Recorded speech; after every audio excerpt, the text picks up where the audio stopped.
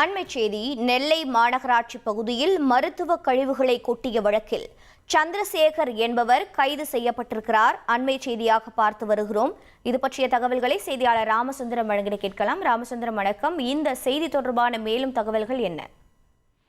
நெல்லை மாநகராட்சியை ஒட்டியுள்ள ரெட்டியார்பட்டி அருகே இருக்கக்கூடிய பகுதி, ராஜகோபாலபுரம் உள்ளிட்ட பகுதிகளுக்கு இடையே இருக்கக்கூடிய அந்த காட்டுப்பகுதியில காலாவதியான மருந்துகள் கடந்த 5ஆம் தேதி கொட்டப்பட்டிருப்பதாக செய்திகள் வெளியானது. இதனைத் தொடர்ந்து மாநகராட்சி அதிகாரிகள் சம்பவ இடத்துல ஆய்வு மேற்கொண்டு அந்த மருந்து கழிவுகளை உடனடியாக அப்புறப்படுத்தி நாங்குநேரி அருகே உள்ள அந்த மருந்து கழிவு மேலாண்மை மையத்திற்கு அனுப்பி வைத்தார்கள். சுமார் 375 கிலோ மருந்து கழிவுகள், அதாவது காலாவதியான மருந்து கழிவுகள் இருந்ததை கண்டறிந்த உடனே பெருமாள்புரம் காவல் நிலையத்தில் மருத்துவ அதிகாரிகள் மற்றும் அந்த சுகாதாரத்துறை அதிகாரிகள் புகார் அளித்திருந்தார்கள். இந்த நிலையில வழக்கு பதிவு செய்யப்பட்டது.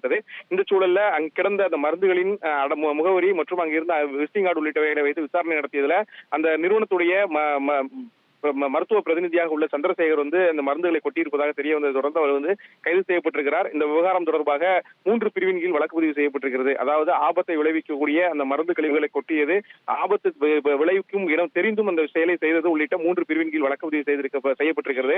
அந்த மருந்துகளுடைய சாம்பிள் எடுத்து செல்லப்பட்டு மருந்து ஆய்வாளர் ஆய்வு மேற்கொண்டிருக்கிறார். அந்த நிறுவனங்களுக்கும் மருத்துவத்துறை அதிகாரிகள் மூலம் நோட்டீஸ் அனுப்பப்பட்டிருப்பதாக தகவல் வெளியாகிருக்கிறது. தற்போது ஒருவர் கைது செய்யப்பட்டிருக்கிறார் அந்த விவகாரத்தில்.